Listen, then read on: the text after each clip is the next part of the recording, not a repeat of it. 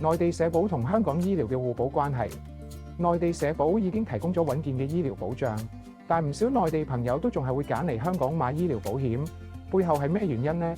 首先，藥物覆蓋更廣，內地社保嘅藥物清單有限，但香港醫療保險就冇呢類限制，能夠涵蓋更多創新藥物，特別係針對癌症同罕見病嘅進口藥。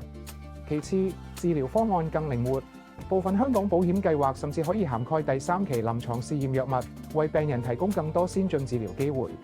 仲有跨境醫療優勢，唔少計劃提供全球保障，無論喺國內定係海外，都可以獲得更優質嘅醫療服務，唔使受限於當地醫療資源。